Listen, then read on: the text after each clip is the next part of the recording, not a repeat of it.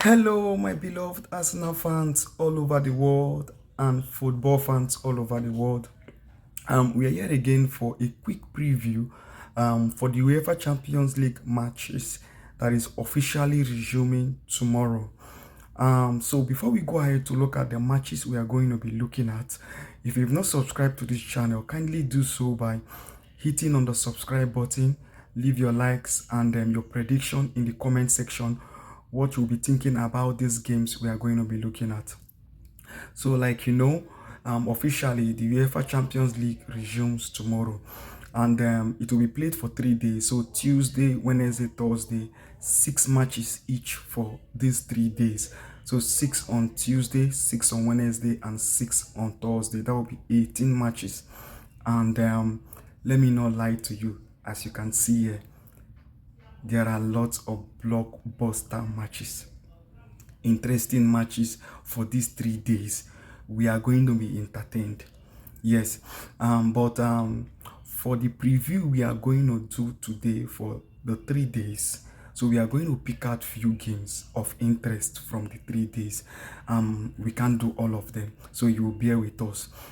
So we'll be starting with my beloved club, Arsenal versus Athletic Bilbao. So Arsenal will be traveling to Spain to play Athletic Club, where you have the William brothers, Nico Williams and Ika Williams. That will be an interesting game for both Arsenal and Atletico Bilbao. So what do I have for this match? Atletico Bilbao is a good side and a top team in the Spanish league. But however, this game, I know it's not going to be easy for my club Arsenal, but based on what we have on ground now, and the form that Arteta and his team, which is my club Arsenal, is gradually picking up, and the understanding that is coming with the new players we bought, it can only get better for Arsenal and the team. So for tomorrow, I'm expecting a better performance, or if Arsenal can give us a bit of more of what we saw against Nottingham Forest. So in the weekend, though this is not a league match, this is a UEFA Champions League, so it will be a different ball game altogether, tactically wise, the approach to the game, and how the game will have to turn out in terms of the players reading and the coach reading the game and see what the opponent will want to come up with. Yeah, so it's not an English league match, it's the Spanish league versus the Premier League here now. So it's a kind of different atmosphere, not what we see in the Premier League. But I'll be expecting more from the boys tomorrow.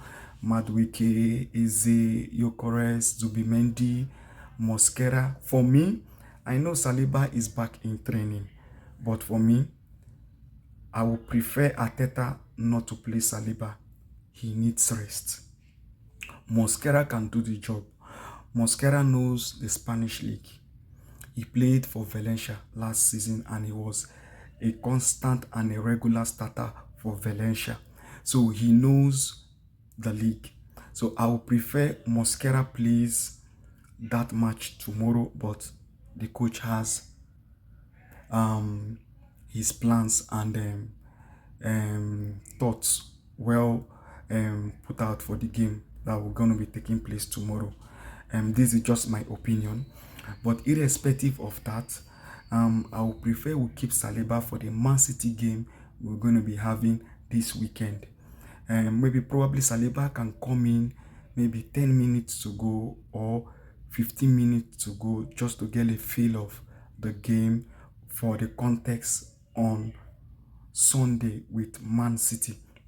So I'll be looking at what the boys can give us tomorrow. As we know, that match is going to be exciting. We are holding them on a high. So we trust and believe them that they will give us a better performance, an upgrade of what we saw in the Nottingham Forest game. So for me, like we do here, we don't call the score lines. We only give percentage of win to each team. So for me tomorrow, I'm giving my team Arsenal a 60% chance of winning, and our Athletic will be about 40% chance of winning. So the next one we are going to be looking at is Real Madrid Marseille. That one is another interesting match. So we are going to be looking at Xabi Alonso first time coaching Madrid in the UEFA Champions League. So let's see what Xabi Alonso will be able to do against the Xabi Marseille's team. He has started well in the La Liga, 4 wins, 4 games, 4 wins. So gradually, I know he's trying to imprint his style of play, his tactics, and the way he wants them to set up in this game approach. So the boys are gradually understanding his kind of game style or his approach he's trying to instill into them for them playing the game of matches for him. So like we all said, there are two players I hold high in that team that actually has understood, or they are part of the blueprint of what Xabi Alonso is building, which is Kylian Mbappe and Adagula. So you can put Dean Huijsen in it, but the rest, like I always say in my preview, they are gradually picking up what Alonso is trying to map out for the team. So for that match, I'll be giving it a 60-40. So 60 to Real Madrid, 40% to Marseille. The next one is Chelsea Bayern. What an interesting game. This one, it's going to be a good match. For me, I don't know if Chelsea's defense, because since Kobe got that injury, the ACL, their backline has not been stable. So let's see what they will be able to do against Enzo Maresca and the boys with the backline can be able to do against Vincent Kompany and the informed attack of Bayern Munich, where you have the Kane, the Olise, and Luis Diaz. Don't forget Nicholas Jackson is in Bayern Munich now, and we don't know if he wants to take his revenge on Chelsea. So let's watch out for that game. That game will be interesting. But I'm seeing Bayern having an upper hand in this game. So let's see how it's going to look like.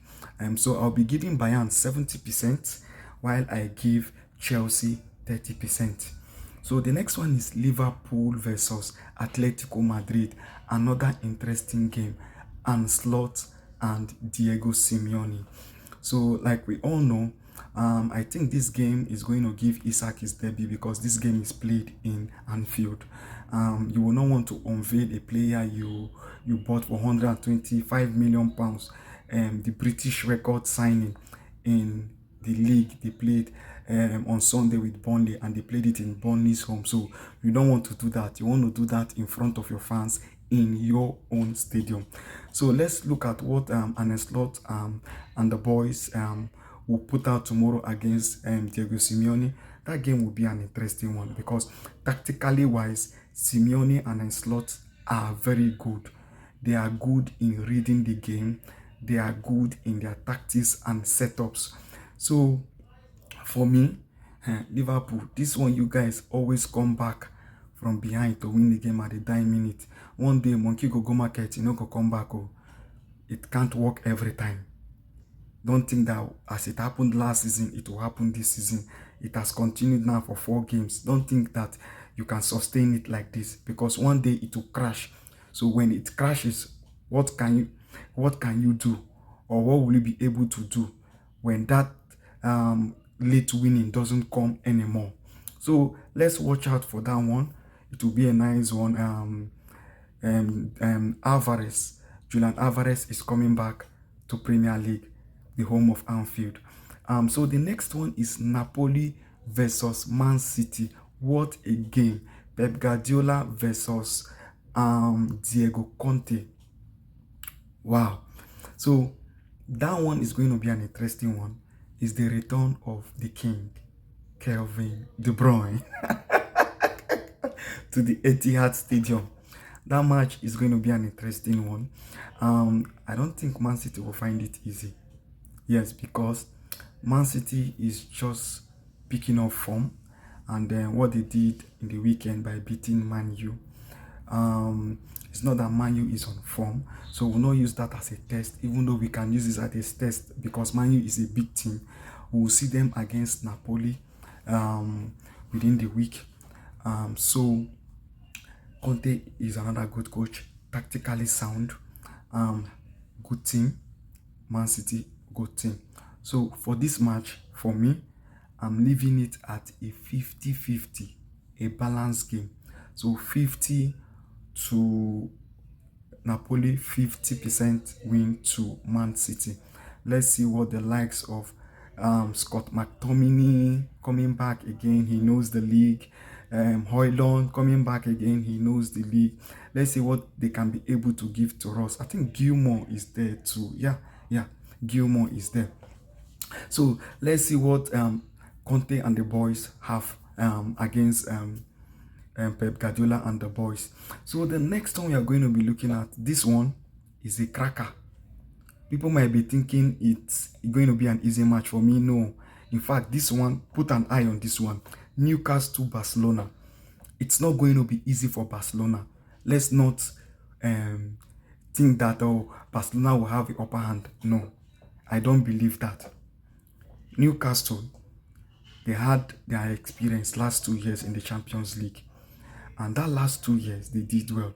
The only person missing in their team that is not part of that team that played that UEFA Champions League last 2 years is Isak and Carlo Wilson. And they've replaced them with what toned that the attacker they bought from Germany, what made, and Weezer from Brentford. So these two guys are also good in replacement of Isak and Wilson. So the rest, the core of the team is still there that experienced that Champions League 2 years ago. So for me, what I'm seeing in this game is, if you notice, right, Rayo Vallecano, if I'm not mistaken, exposed Barcelona highline the match they played last before the international break. Rayo Vallecano completely destroyed Hansi Flick highline. They dealt with the highline properly, and so they taught people how to play the highline. So one thing I'm thinking here is this: Newcastle has 4 wingers, pacey wingers that are good on the ball. They can run behind your fullbacks comfortably. They can face your fullback 1v1. What is his name?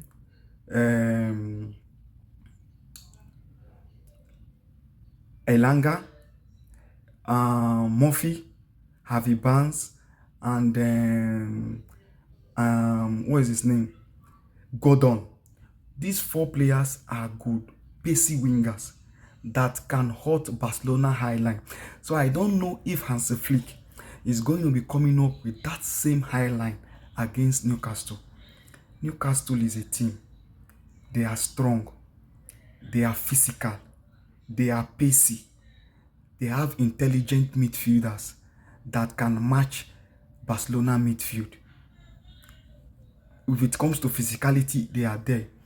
If they come to playing the ball, at least I know Barcelona has the edge over them in the midfield of playing the ball. But Newcastle is compact. I see this game very difficult for Hansi Flick and Barcelona. I know those boys, Hansi Flick has instilled a winning mentality and that hunger in them. But I don't see this game going that easy like that for Hansi Flick and the boys tomorrow. Eddie Howe is good. So for me, this game, it might surprise you. I'm leaving it at a 50-50. 50% for Barcelona to win and 50% for Newcastle to win. The last but not the least we are going to be looking at from these games here, we can't do all of them, is PSG Atlanta.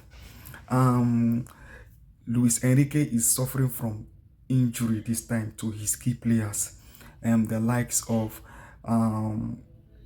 Dembele, Doué, I don't know who again.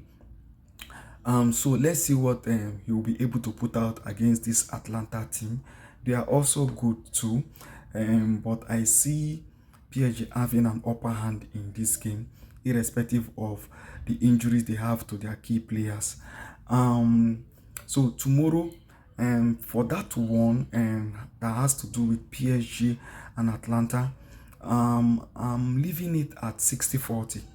So 60% to PSG to win and 40% of percent for Atlanta to win. The reason I'm leaving it 60-40 is because of the key players in PSG that are injured. So let's see what Luis Enrique will be able to do against the Atlanta team.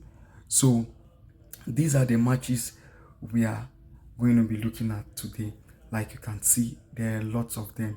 Galatasaray, Tottenham, and the likes, Inter. So we can't take all of them. Yeah. So you can leave your likes, leave your prediction in the comment section. What you think about these ones we've discussed. You can also add other games if you want to. Keep an eye. We'll be coming back for the review. So the match reaction after these games have been played. Okay. So don't stay far. Don't forget to subscribe. Thank you.